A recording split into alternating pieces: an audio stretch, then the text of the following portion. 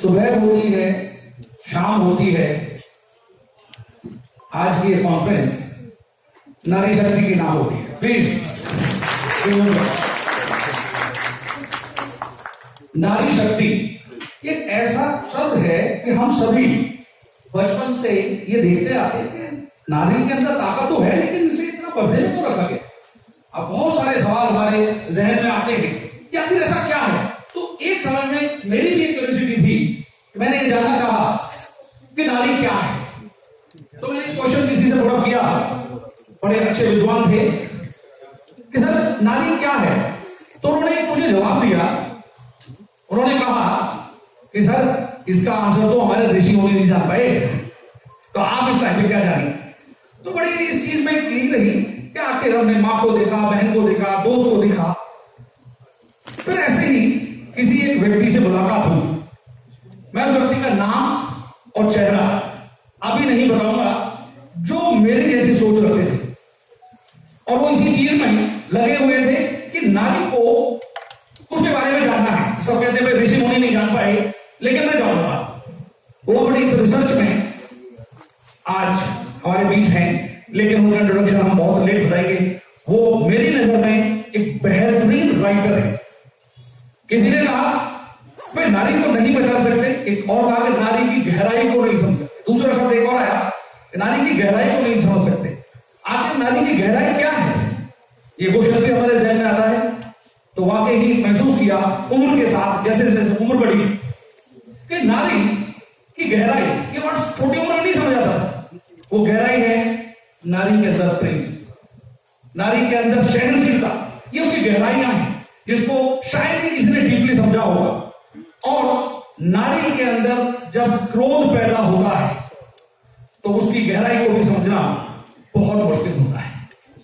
तो आज हम उसी कंटेंट को लेकर आपके सामने एक पहले छोटा सा एक ट्रेलर लॉन्च करेंगे, जो आप देखिए और एक्सपेक्ट करते हैं कि उसके बाद मुझे तालियों की आवाज डबल मिलेगी। Please trailer.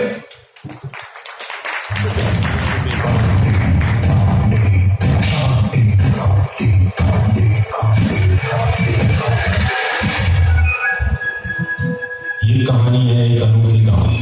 इसका नाम पहले नारक हुआ करता था। अरे राजा रानी, हमें भी पिला दो इश्क का पानी। फिर ना जाने कब आका डंडा मिट गया और किसी ने परवाह भी ना की।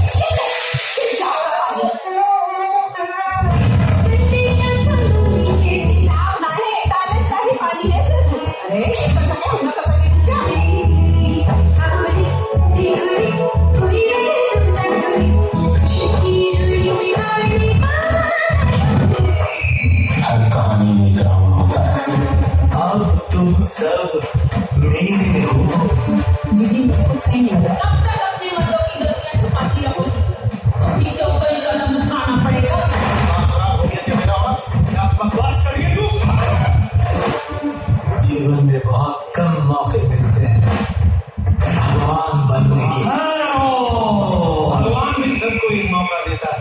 कि अगर हम भैरव सिंह के आदमियों से कबड्डी के खेल में हार जाते हैं, इस गांव को खाली कर दें। दीदी अब आप ही बताएं, हम क्या करें? तुमको छोड़ के मिलकर जो कर रही हो, ये समाज तुम्हें कभी नहीं भूलेगा। तुम मान हो हर औरत का, तुम जीतो या हारो, तुम्हारे बच्चे तुम्हारी कहानियां बड़े वक्त के साथ सुनाएंगे कि कैसे उनकी माँ ने उनके इतिहास के सामने ऐसी मिसाल पैदा की जिसका कोई तोड़ नहीं।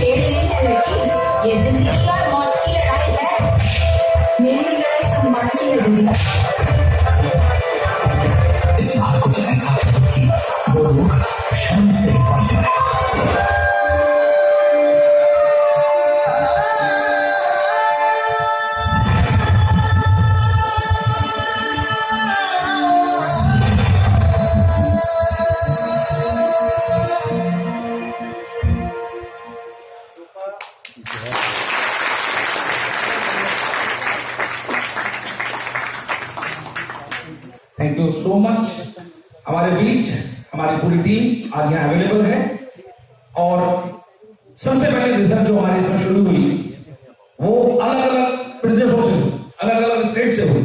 पंजाब, हरियाणा, राजस्थान, मध्य प्रदेश, उत्तराखंड, कहां कहां जाके हमारे राइटर ने इस रिसर्च में अपना कदम रखा और आखिरकार वो हर जगह से एक एक मेंबर को चुन के यहां लेके आए। ये कहानी 12 औरतों की कहानी है। अलग अलग कहानी को एक ही जगह पर प्रेजेंट किया गया है, बहुत बेहतरीन तरीके से प्रेजेंट किया गया है। कोई हमारे एक्टर्स मध्य प्रदेश से है, कोई पंजाब से है, कोई हरियाणा से है और वो सारी चीजें इकट्ठी एक इस मूवी में, एक विलेज में, जिसमें मैक्सिमम चीजें जो देखी गई है, जैसे किसी महिला को देखा गया किसी बैंड के साथ, किसी छोटा सा बच्चा साथ ले रखा है और वो बैंड को साथ लेके चल रही है, यानी उसकी एक जो ताकत है वो उसे उस काम को करवा रही है। तो उसको छोटा नहीं समझ सकते, काम कोई छोटा नहीं होता, लेकिन उसकी गहराई को बहुत कम लोग समझ पाते हैं। तो मैं सबसे पहले मैं चाहूंगा कि हमारे बीच ललित जी हैं जो इस पिक्चर में भैरव सिंह का रोल अदा किया है और बहुत ही खूबसूरत रोल। कहते हैं कोई नेगेटिव रोल को इतना नेगेटिव कर दे कि लोग नफरत करने लगे तो समझो उसकी सक्सेस है। तो मैं स्पेशली चाहूंगा कि ललित जी आगे आए स्टेज पे और मैं उनसे 2 मिनट कुछ डिस्कस कर रहा हूँ।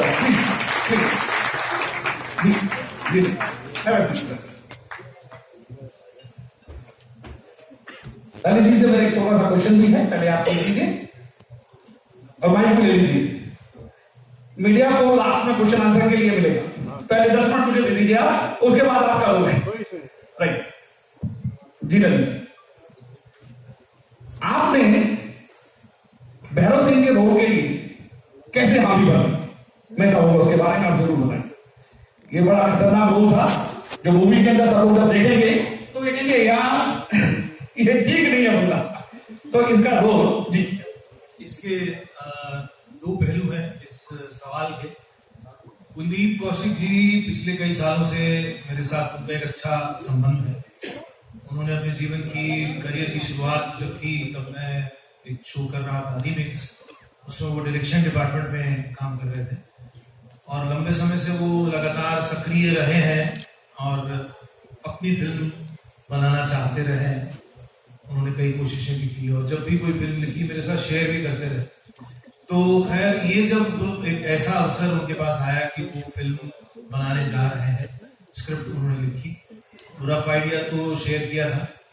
फिर जब ये कैरेक्टर बताया और मुझे सुनाया तो मैंने हामी कई वजहों से भरी। पहली वजह तो खुद मिस्टर कुलदीप कौशिक है, क्योंकि मैं चाहता था कि उनके साथ काम करूं। दूसरा, ये जो नेगेटिव कैरेक्टर जिस तरह से उन्होंने इसको बनाया, उसमें कुछ कुछ मॉडर्न ड्रामा, मॉडर्न सिनेमा और कुछ कुछ पौराणिक ड्रामा की भी मुझे महक दिखाई। तो मैंने सोचा कि इसको हम रियलिस्टिक दायरे में करते हुए भी थोड़ा सा ऐसा ड्रामेटिक कर सकते हैं कि ये लोग हर तरह के, हर तबके के लोग को पसंद आए। तो कुछ कुछ वैसा ही हुआ और जब आप लोग फिल्म देखेंगे तो जो बात मैं कह रहा हूं वो सही साबित हुई। Thank you so much. Lalit ji ने इसमें नाम लिया है कुलदीप कौशिक। ये अल्फाबेट में हो सकता है छोटा लगे, लेकिन ये नाम छोटा नहीं है। ये उस आदमी का नाम है जिसने इस मूवी को डायरेक्ट किया है। तो मैं चाहूंगा पहले उनका वेलकम करना स्टेज पर कि कुलदीप जी स्टेज पे आए और ललित जी के साथ प्लीज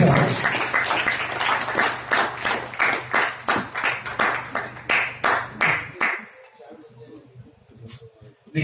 एंड इसके बाद मैं चाहूंगा कि हमारी महिला शक्ति अपनी शक्ति एक साथ दिखाए और मेरे साथ स्टेज पे एक साथ आ जाए। तो मैं क्वेश्चन आंसर कर रहा हूं। शैलेश जी का मेरे पास एक मैसेज आ गया है कि सर बारिश की वजह से ऑलरेडी लेट है, please please come on the stage.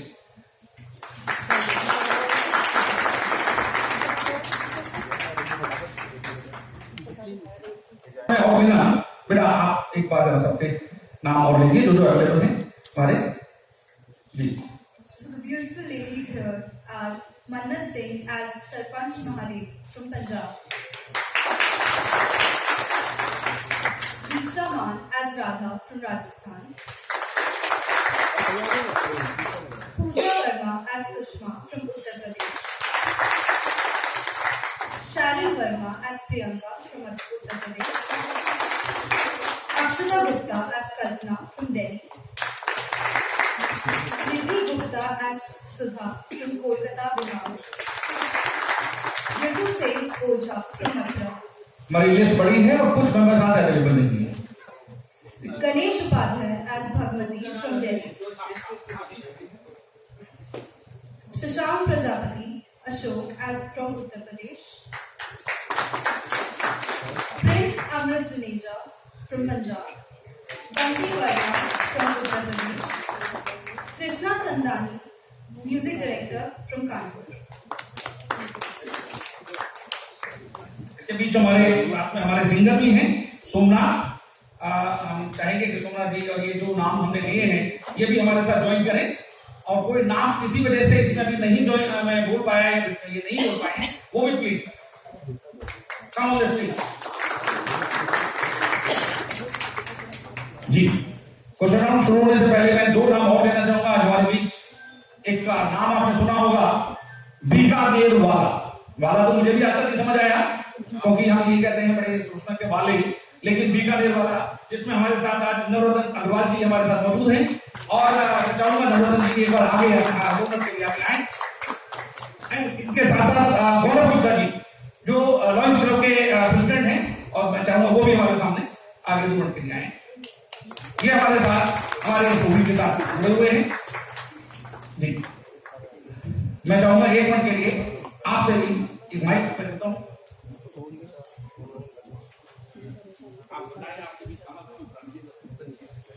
मैं नवरत्न अग्रवाल बीकानेर वाला फूड्स प्राइवेट लिमिटेड में डायरेक्टर हूँ. हमारे करीबन 135 आउटलेट्स हैं approximately all over the world. Bikaner वाला बिकानो के नाम से हमारे जितनी पैक नमकीन्स और हैं वो हैं. हमारे आंगन के नाम से रेस्टोरेंट्स हैं. अगर आपने दुबई से यहाँ पे काठमांडू में 7-8 हैं. करीबन 19 एक आउटलेट हमारे सऊदी अरबिया में दुबई और में है, यूएसए में है, न्यू जर्सी में 2 आउटलेट्स और सभी जगह हैं. मतलब सिंगापुर और इंडिया में सभी कोनों में है. पेप्सी को लहर नमकीन भी हम बना के देते थे. लहर नमकीन जितनी थी हम बना के देते थे. बिकानो के नाम से आप नमकीन देखते हो जितनी भी है. और हमारा 130 मेंबरों का परिवार है. और इसमें एक सिंपल बात लिखी हुई कि हम all are equal at every time. जो नेचर कहते हैं ना आंख नाक कान कौन बड़ा और कौन छोटा, हम सब एक बराबर हैं. ऐसे ही जो पिक्चर में इन्होंने जो मुझे कहा कि इसमें आना है पार्टिसिपेट, मतलब तो मुझे लगा कि नारी कौन, नारी एक हमारे अंतस का भी एक आधा तत्व है. नारी पूरे ब्रह्मांड का आधा हिस्सा है. सीधी बात है. आधे हम हैं और आधे वो हैं और कॉम्प्लीमेंट्स हैं. उसी के बिना कोई भी इंसान पूरा नहीं हो सकता. मुझे स्टेज पे मौका दिया बोलने का. धन्यवाद. Thank you. अब टीम आपके हवाले. So my question is to Kuldeep ji, sir. So Kuldeep ji, mike ले लीजिए ना, माइक तो बोलिए ना, अब आएगा. माइक की जरूरत ही नहीं है सर, वैसे ही हल्ला होता है. Good afternoon, my name is Sanjay sir. Kuldeep ji, आपकी जो ब्यूटीफुल लेडीज और सारा समूह इकट्ठा किया है पूरे देश से, so what was the idea, when did you get this idea? और नार का सूर, what is the exact meaning of this? हाँ, इसीलिए मैंने ये नाम रखा था नार का सूर. बेसिकली नार मतलब नारी, तो नारी की आवाज. अगर मैं ऐसा कुछ टाइटल रखता कि नारी की आवाज तो बड़ा क्लीशे सा लगता. बात रही इसकी कि मैंने पूरे भारत से क्यों चुना, हमारे पूरी परंपरा है वासुदेवा कुटुंब. तो एक गांव में ये ऐसी चीजें नहीं हो सकती कि पूरे भारत में मैं कहानी को नहीं लेके जा सकता था. तो सारे कैरेक्टर्स को एक गांव में उस कहानी को इस तरीके से लीड किया,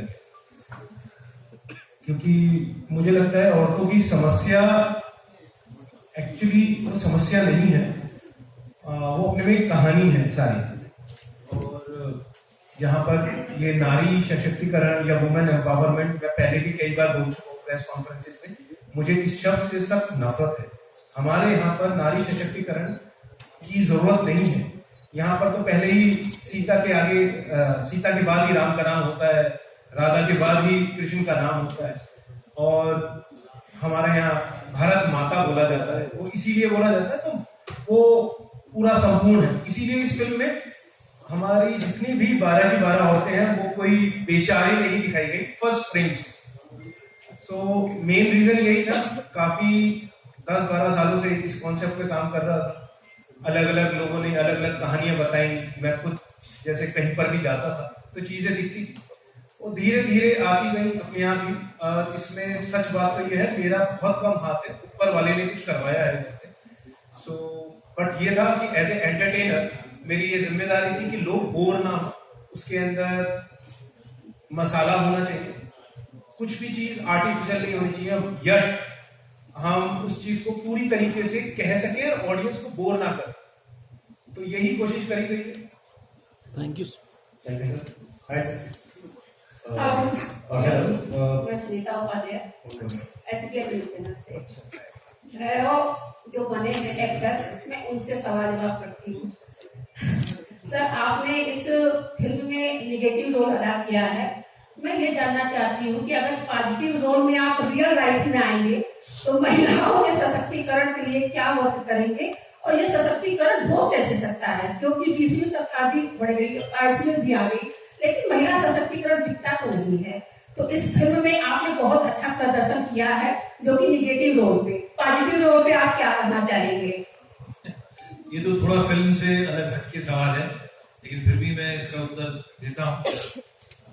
सशक्तिकरण के 2 एस्पेक्ट, एक तो कुलदीप जी ने जैसे कहा कि महिलाएं तो सदा से सशक्त रही, बाकी जिस तरह से प्रचार हो रहा है और महिलाओं को कमजोर बता के जिस तरह से एजुकेट करके उन्हें नौकरी दिलाना और उन्हें स्वावलंबी बनाना, अपने पैरों पे खड़ा होना, ये जो कोशिश पूरे देश में हो रही है, तो इसमें भी काफी सफलता मिल चुकी है हमारे देश को। हाँ, ये है कि कई जगह पे नहीं मिली है, कई जगह डोमेस्टिक वायलेंस होते हैं, कई जगह औरतों पे जुल्म होता है, तो धीरे धीरे उसमें भी हम लोग तरक्की करेंगे। भारत एक आध्यात्मिक देश है, हमें आशावादी होना चाहिए, काम हो रहा है उस दिशा में। ये काम वैसे सोशल गुरुज का है, थोड़ा सा नेताओं का है, थोड़ा सा जो हमारे बड़े बड़े उद्योगपति लोग हैं उनका है, और साथ में बाकी सब जो जनमानस है, अवेयर समाज के जो लोग हैं, उनका भी ये फर्ज बनता है। तो इसमें कोई वक्त नहीं लगेगा। और जैसा कि दूसरी तरह से देखिए, फैमिली चलाने की दृष्टि से तो औरतें सशक्त नहीं। Thank you. Hi guys, in front row. Ma'am, सवाल आपसे है मेरा। फिल्म में आप अहम भूमिका निभा रही हैं। आज के जमाने में एक टर्म बहुत सुनने को मिलता है, फेमिनिज्म और फेमिनिस्ट। तो आपके हिसाब से फेमिनिज्म का क्या मतलब होता है, और who is a true feminist according to you? मुझे लगता है फेमिनिस्ट मतलब मैं सोचूं तो मैं अपने घर में फेमिनिस्ट हूँ, क्योंकि मैं अपना घर भी चलाती हूँ, सारा कंट्रोल भी रखती हूँ। तो मुझे कई बार लोग मतलब मुझे ये फील होता है, लोग समझते हैं कि ये अपने आप कुछ समझती है, अपने पति को कंट्रोल में रखती है, तो उसका लोग गलत मतलब समझ लेते हैं इसका फेमिनिस्ट का। जबकि इसका मतलब ये है कि आई थिंक वो एक चला है ना जोक की सारी दुनिया औरत चलाती है, वो तो छोड़ो कि इंस्टाग्राम भी औरत ही चला रही है, तो फेसबुक भी औरत ही चला रही है, तो औरत ही सब कुछ कर रही है। तो उसको अगर हम उसको फेमिनिस्ट का नाम देते हैं तो लोग उसको गलत मतलब लेते हैं, जबकि ऐसा नहीं है। तो ये नारी शक्ति है। जब मैं छोटी थी, आई एम फ्रॉम अमृतसर, तो वहाँ दुर्गा माता का मंदिर था, उनकी 8 भुजाएं, तो मैं सोचती थी कि मतलब मैं उनको देख के सोचती थी कि 8 भुजाएं कैसे हो सकती है। तो मेरे पापा बोलते थे कि ऐसे नहीं होता, इनकी पावर इतनी है। तो हम नारियां जितनी भी है उनके अंदर इतनी पावर है कि हमारे अलग अलग रूप है, तो हम अपनी शक्ति को खुद ही पहचानना पड़ेगा। लेकिन हमारे क्या, मैं अपने घरों में भी देखती हूँ, कई लोगों को तो यही नहीं पता कि उनको करना क्या है जिंदगी में। और कई लोगों को बोलो लड़कियों को कि पढ़ना है, तो उनको यही लगता है। आई एम फ्रॉम पंजाब, वहां की बात करती हूँ, सबको कनाडा ही जाना है पढ़ के, किसी को यहाँ पे कुछ नहीं करना, उनको वहीं जाके आईलेट करनी है, बीए पढ़ के आईलेट करनी है और निकलना है, यहाँ से हम बाहर चले जाएंगे। तो अपनी शक्ति नहीं पहचानते, क्योंकि वो यहाँ पे रह के भी सब कुछ कर सकती हैं लड़कियां, और सब कर भी रही हैं। तो मेरे हिसाब से मुझे लगता है कि फेमिनिस्ट होना सबसे अच्छी बात है। आप घर चला रहे हो, आप अपना देश चला रहे हो, तो ये गुड बात है। हाँ, इसी से कनेक्टेड 2-3 बातें और कहना चाहूंगा। जो भी मुद्दा आपने अच्छा उठाया है, फेमिनिज्म एज ए मूवमेंट जब भी शुरू हुआ उसने अपना असर यूरोप में अच्छे से दिखाया, लेकिन वो शुरू क्यों हुआ था अगर आपको याद हो, वो औरतों को जॉब दिलाने के लिए, औरतों को इंडिपेंडेंट कराने के लिए हुआ था कि वो पुरुष पर निर्भर न हो। लेकिन धीरे धीरे उस मूवमेंट ने वैसा रूप ले लिया है ऑल ओवर वर्ल्ड भी, भारत में भी, कि वो हर चीज में पुरुष का मुकाबला करती हुई दिख रही है और धीरे धीरे पुरुष बन रही है। ये इसका सैड पार्ट है। पुरुष को इमिटेट करते करते आप सिगरेट पी रही है, पुरुष को इमिटेट करते करते आपको शराब भी पिलाई गई, पुरुष को इमिटेट करते करते आपने अलग तरीके से कपड़े नीचे कर दिए, पुरुष ने नहीं किए। ये फेमिनिज्म का माइनस पॉइंट, ये फेमिनिज्म का ड्रॉबैक। तो कहीं पे फेमिनिज्म को रुकना होगा, रोकना होगा। और जो ये फिल्म भी नार का सुर फिल्म बता रही है, उसमें भारतीयता, भारत की आध्यात्मिकता, भारत की नारी शक्ति, जिस तरह से भारतीय संस्कृति बनी है, उसमें 2 कॉन्सेप्ट शुरू से ही रहे हैं, शिव और शक्ति। इसको भारतीय लोगों को समझना हो कि नारी जो है वो शक्ति का ही रूप है और शक्ति को इमिटेट करे, नारी पुरुष को इमिटेट न करे। नारी का अपना लक्ष्य है कि जो दुर्गा और दूसरी तरह की देवियां या सीता या द्रौपदी या हल्या या जितनी भी हमारी महान देवियों के नाम हम गिनाते रहे हैं, वो दरअसल क्या है, नारी के सामने एक आदर्श है, नारी के सामने पुरुष आदर्श नहीं है। आज के समाज में फेमिनिज्म का दुर्भाग्य ये हो गया कि नारी के सामने पुरुष आदर्श बन गया। वो जो सिगरेट पी रहा है, कोट पैंट पहन रहा है, दारू पी रहा है, नहीं, नारी को नारी ही बनना है। सही फेमिनिज्म तब आएगा जब नारी अपने भीतर के अंदर मौजूद बड़ी नारी को ढूंढे, पुरुष न, पुरुष पुरुष ही रहे, नारी और बेहतर नारी बने। ये फेमिनिज्म सही फेमिनिज्म कहलाया जाए। हेलो साहब।